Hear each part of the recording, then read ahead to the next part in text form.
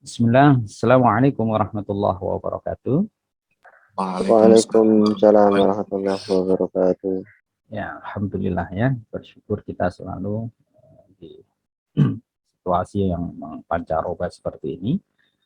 Teman-teman sekalian, dengan segala kondisi yang ada ya, masih tetap bisa kita melanjutkan thalabul ilmi kita, sharing dan juga kita niatkan di dalam setiap pertemuan kelas itu adalah untuk melakukan silaturahmi sehingga memiliki double functions. Selain berpahala thalabul ilmi juga berdampak pada jalinan silaturahmi gitu ya. Samping bahwa bagian dari cara kita untuk menambah kebaikan kebahagiaan dunia itu adalah menambah saling memberikan inspirasi dan juga memberikan motivasi. Baik, kita mulai ya dengan membaca surat Al-Fatihah. Mudah-mudahan segala harapan baik kita Allah kabulkan, dan hal-hal yang mungkin belum baik untuk kita Allah jauhkan, termasuk fitnah, termasuk hal-hal yang membuat kegelisahan, kegundahan yang kadang memperlambat percepatan kehidupan kita. Al-hadini ya salih al-fatihah. Bismillah. Alhamdulillah rabbil alamin arrahmanir rahim. Yaumiddin. Ya kan alhamdulillah ya mustaqim. Amin. Baik, izinkan saya menyapa beberapa saat ya. Ada Mas Aser, nggak tahu Mas apa Mbak ini Aser ya. Akhirul Fadilah, ada Yoga, ada Ihsan.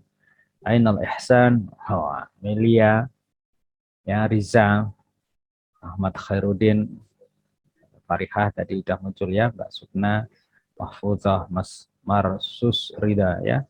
Ini harus digres terus namanya ini.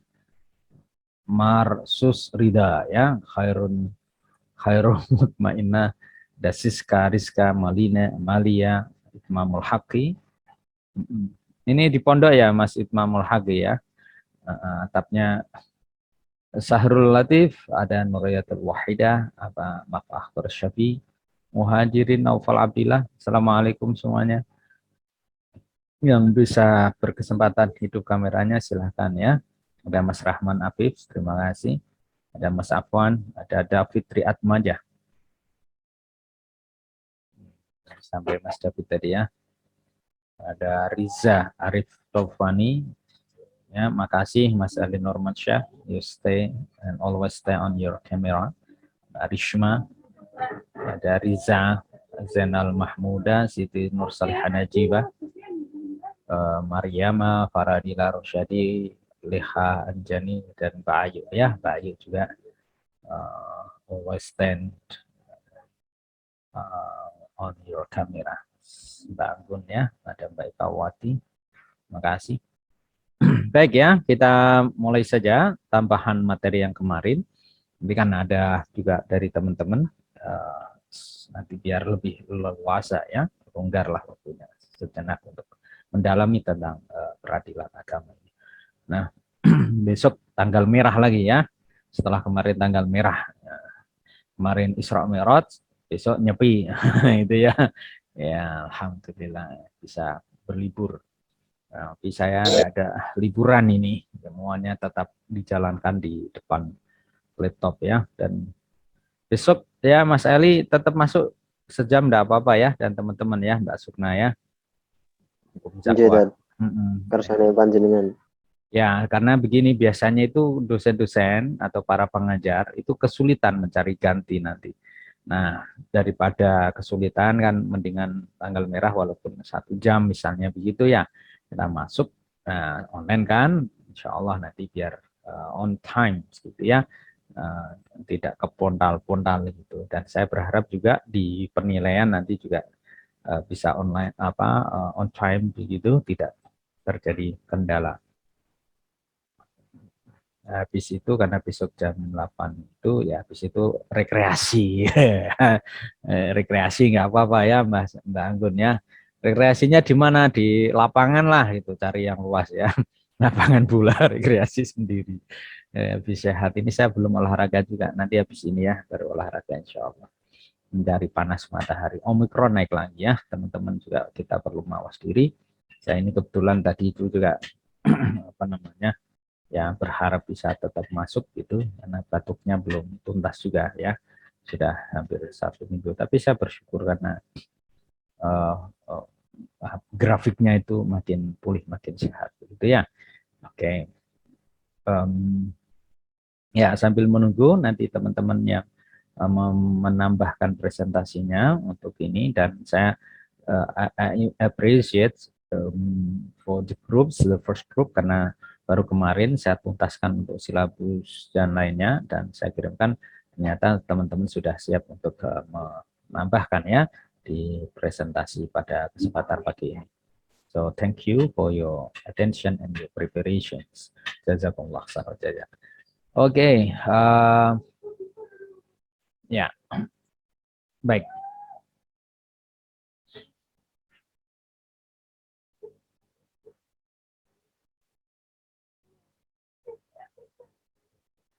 Bentar.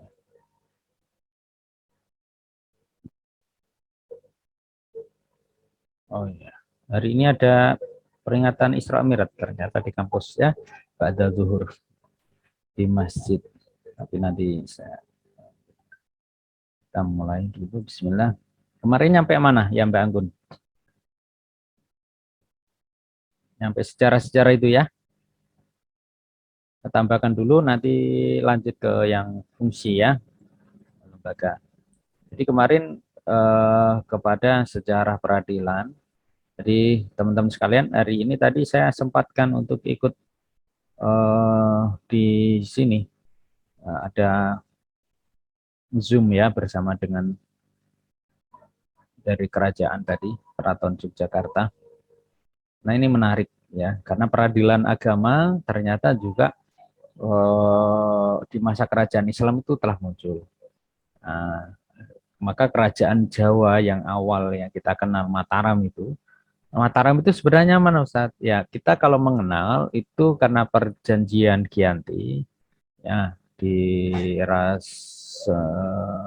79 kalau tidak salah, itu Mataram menjadi terpisah ya. Jadi Mataram itu yang sekarang kita juga memakai nama apa? Sultan Agung ya, Panembahan Senopati. Nah, Sultan Agung itu ya teman-teman kalau mau melihat dari kesejarahan nanti bisa replay kembali memori kita. Jadi Mataram itu satu kerajaan yang memang dulu besar ya, selain di Demak, Pajang, Banten, dan Cirebon. Nah, kalau teman-teman yang ada di Demak, ya itu memiliki tanah wakaf 350 hektar. Ada yang dari Demak?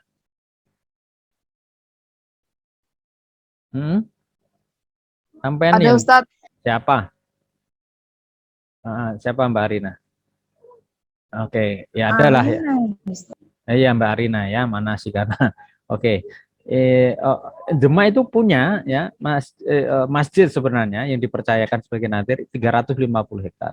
Itu per tahun paling tidak 4 miliar itu dari tanah produktif yang dikelola. Tapi memang saat ini dikelola BKM.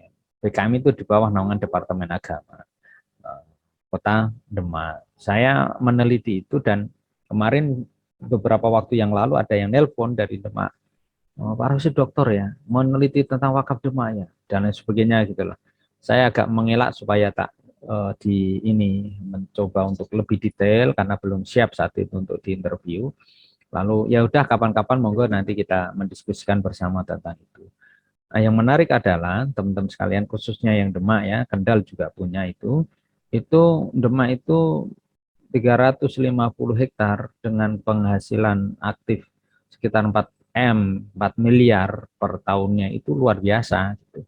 Nah, dari mana itu sebenarnya?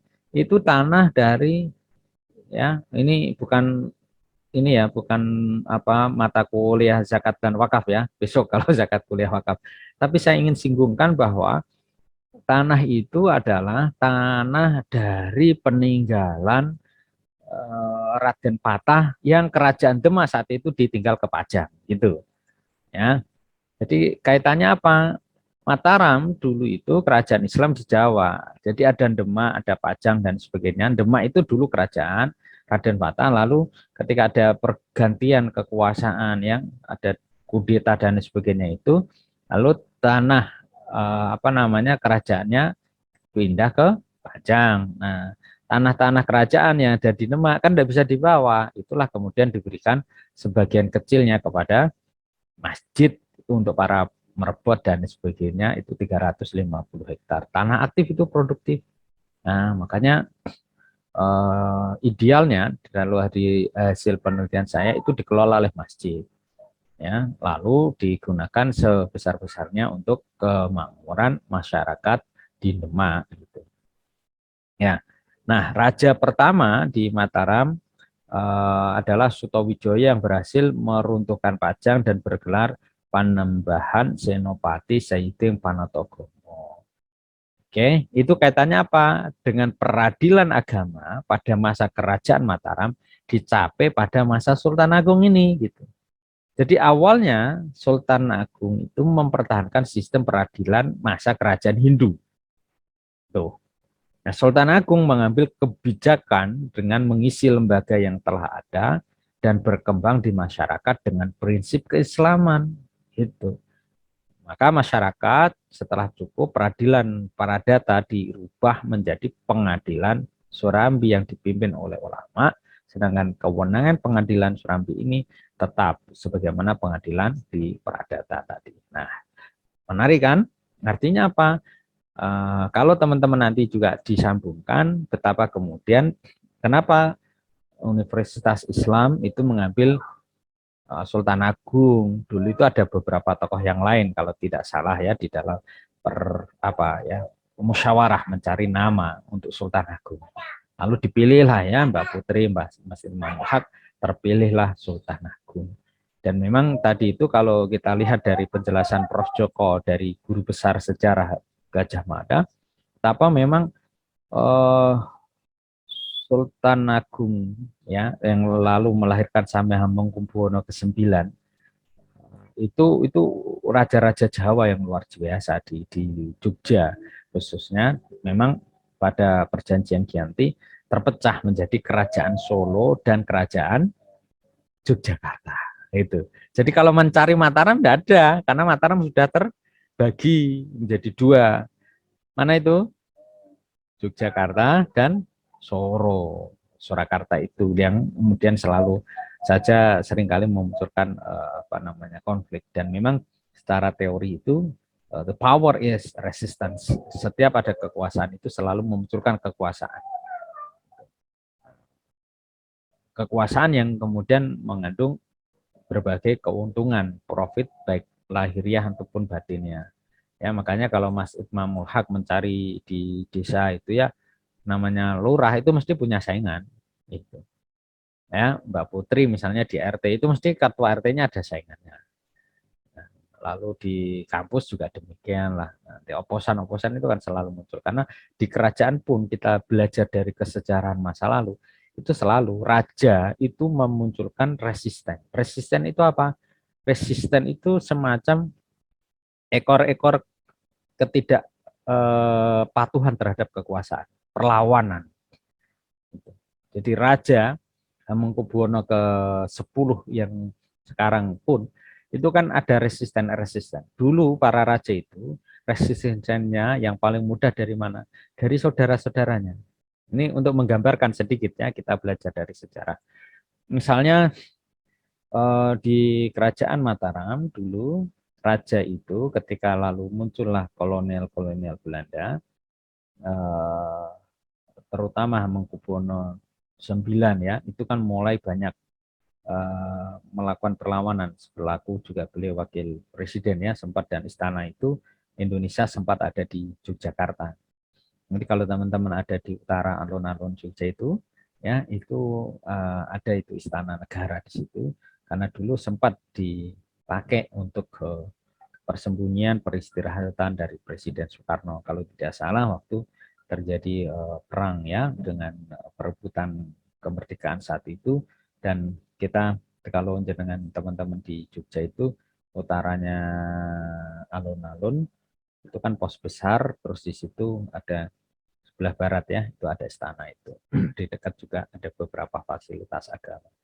Nah, yang menjadi menarik di dalam kaitan kita belajar sejarah,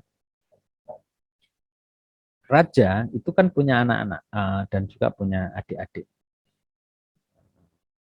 Yang ditahu Mbak Nuriatul Wahidah, Mbak Ayu, siapakah raja yang berhak menduduki tahta kekuasaan? Kalau kita belajar dari kesejarahan kerajaan tadi. Siapa yang paling berhak nomor satu menjadi raja dari anak-anak raja itu? Putra mahkota. Putra mahkota. Oke, siapakah putra mahkota? Kan misalnya putra mahkota ada 3. Maka siapa yang paling berhak nomor satu menduduki raja? Anak yang laki-laki pertama ya. Nah, ketika dia punya adik, kira-kira adiknya kemana? Nah, inilah yang seringkali membuat resisten.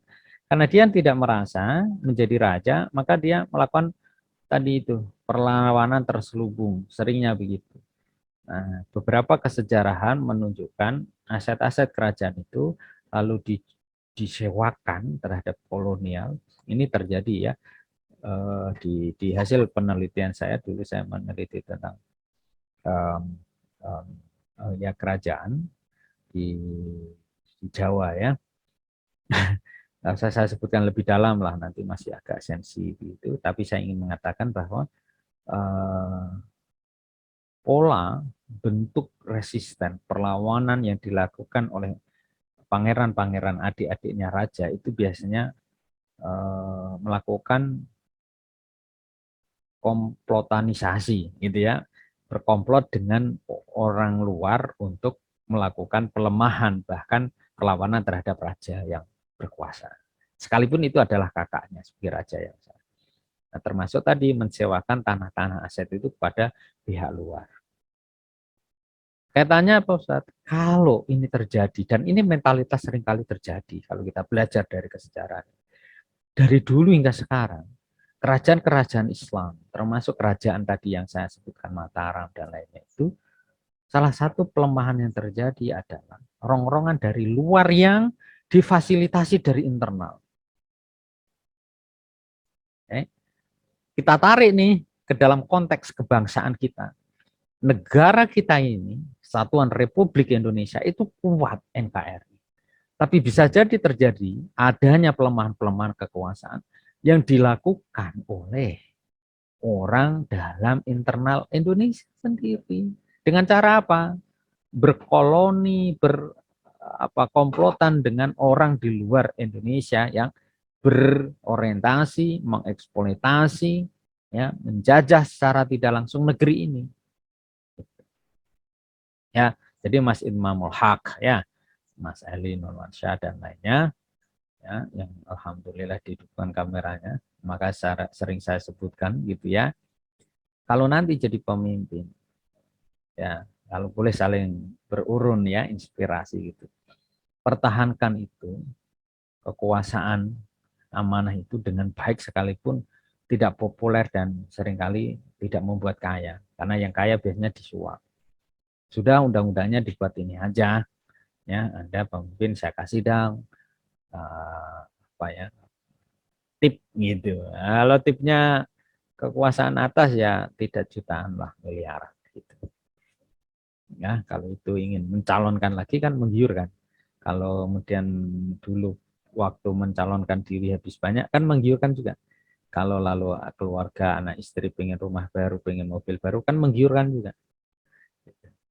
Soal nggak terendus itu persoalan teknis lah, ya kira gitu ya. Dan praktek ini kan banyak ya. Saya katakan saya tidak menyindir siapapun, tapi praktek-praktek korupsi ini yang seperti ini lumayan populer ya di kalangan di Indonesia kita ya. Maka KPK kenapa kemudian datanya banyak sekali menyikap itu, termasuk peradilan agama itu Ya, mudah-mudahan. Saya tidak enak kalau mengatakan, tapi mudah-mudahan Allah selamatkanlah dari praktek-praktek riswah, karena Rasulullah sendiri juga menyindir kita, jauh-jauh meneguhkan kepada kita ar-rashi wal murtasi kilahuma finnar. Baik orang yang menyuap ataupun yang disuap, keduanya masuk neraka. Nah, peradilan tentu sangat memiliki peluang dan potensi itu gitu. Karena orang yang mencari peradilan atau kemudian orang yang ingin berlindung dari satu bentuk dakwaan, bahkan gugatan dan putusan, itu seringkali melakukan pilihan-pilihan perilaku supaya selamat. Dan keselamatan kadang identik dengan tambahan-tambahan additional fee gitu ya. Ya, gitu. Baik. Nanti sebentar lagi ya saya diingatkan untuk presentasi yang lanjut sambil menunggu yang lain, ini masih 46. Ya, saya lanjutkan tadi ya PowerPoint. Oke. Nah, di Kerajaan Aceh juga demikian ya, teman-teman sekalian. Berdasarkan hukum Islam menyatu dengan peradilan negeri, semuanya tingkatan ya, di tingkatan kampung, peradilannya hanya menangani perkara ringan, sedangkan perkara berat diselesaikan oleh ahli hukum. Dan kita sadar bahwa peradilan kita masih banyak dominan merujuk kepada pola-pola peradilan yang ada di Belanda, karena kita lumayan ya di bawah bayang-bayang Belanda selama 350 tahun.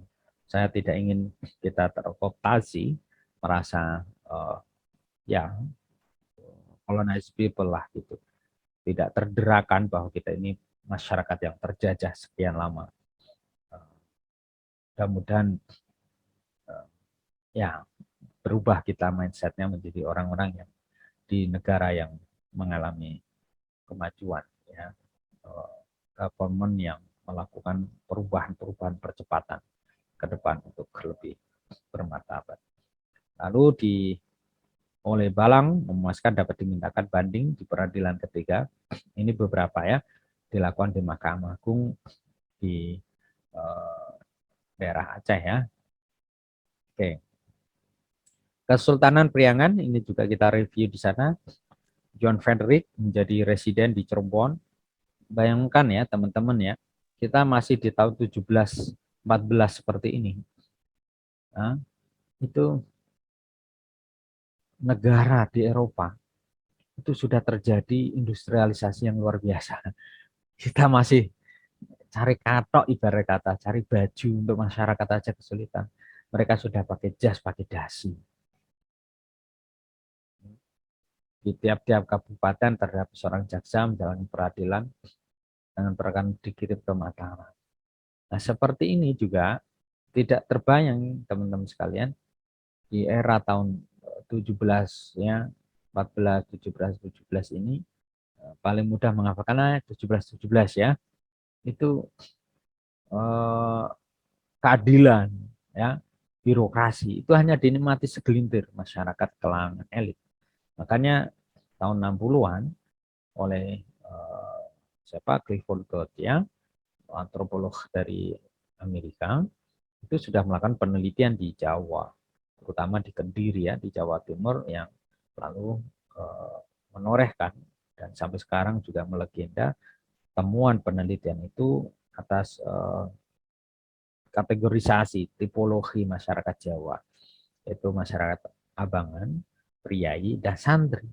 Dan teori ini masih cukup berkembang sampai sekarang, walaupun agak memudar siapa priai, siapa santri, ya, siapa pribumi ini kemudian mengalami polarisasi ya. Karena santri sekarang dengan santri dulu juga sudah berbeda. Kalangan yang dimaksudkan dengan kaum sarungan ini hari itu sudah berubah. Tidak hanya kemudian dia sarungan, tapi juga sudah jasan, dasinan, dan seterusnya. Misalnya gitu ya. Di dalam konteks tata kenegaraan kita juga siapa yang menjadi elit itu, ya misalnya baik jajaran dari mulai wakil kepresidenan sampai wakil gubernuran ya di Jawa Tengah dan Jawa-Jawa yang lain itu kan mengalami tadi itu ya peralihan dari kalangan santri menjadi priyayi, dari yang priyayi juga kemudian mengalami berbagai peralihan identitas. Dan itu menarik itu kalau teman-teman juga mau meneliti. Ya, ini di Kesultanan Banten, habis ini nanti silahkan dilanjutkan untuk yang fungsi keadilannya dari teman-teman, nanti saya tambahkan juga.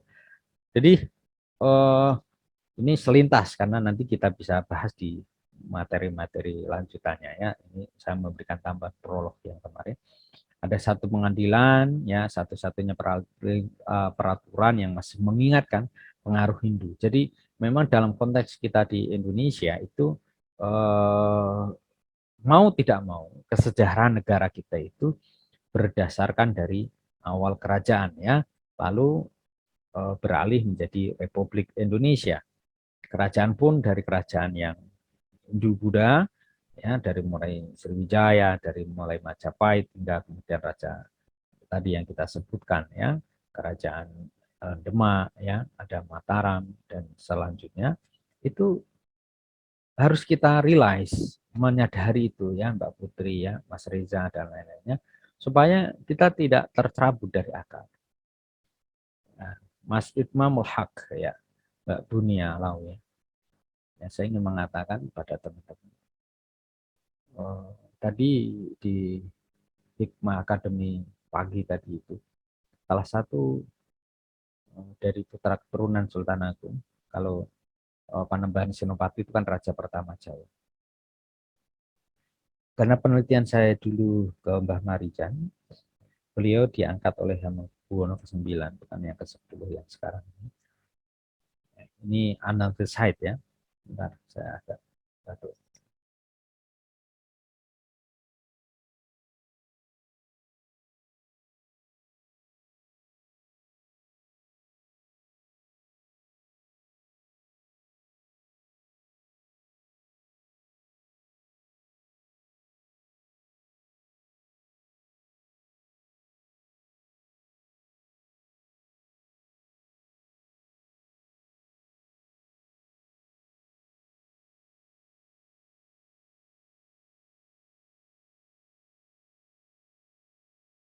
Jadi Mas Imam ya, Mas Reza, baik raja ataupun ratu ya. Saya katakan kehebatan ini cerita dari Simbah ya, Simbah Marijan. Saya tinggal beberapa bulan di Merapi. Kaitannya dengan tadi kerajaan dan juga peradilan. Kenapa sampai di dalam perspektif kesejahteraan Jawa, menurut keyakinan seperti sosok di dalam Mbah Marijan, pantai selatan ataupun juga Gunung Merapi itu ada penghuninya. Dan kita di dalam perspektif hukum Islam atau perspektif Islam meyakini juga kan, Mas Imam percaya nggak dengan adanya jin? Percaya, Ustaz. Pernah di tempat yang angker begitu? Pernah, Ustaz. Lalu doanya apa? Bismillah, A'udzubillah. Alhamdulillah. Ya itu doa standar ya. Ada nggak yang khusus itu? Nggak ada. Ya ada, mungkin ada tapi nggak tahu. Oke. Jadi ya seperti Mbak Putri ya, nanti misalnya dipinang oleh seorang lalu sebagai istri ditaruh di rumah yang agak angker yang apa gitu ya. Rumah-rumah kan calon suami yang baik itu kan mencarikan rumah dan biasanya yang agak murah itu yang angker. Ya Mas David, tip membeli murah rumah itu salah satunya adalah belilah rumah yang angker ya, maka dia akan lebih murah dibandingkan dengan yang lain ya. Mas Nurmansyah mulai belajar ya cara bercengkrama dengan makhluk-makhluk makhluk jin ya. Nah, begini, jadi Simbah Marijan itu mengatakan Merapi ada yang unik yang disebut dengan yang Merapi. Kalau yang selatan, pantai selatan itu Nyi Loro Kidul. Itu memang ada di dalam keyakinan orang-orang Jawa kuno, terutama seperti di dalam Mbah Mahrijan itu. Lalu itu katakan begini, setiap tahun itu memberikan ugo rampe, sesaji dan sebagainya di dalam rangka menjalin hubungan harmoni antara alam. Ini kalau dalam perspektif sosiologi ke lingkungan hidup juga membangun harmoni antara alam dengan manusia.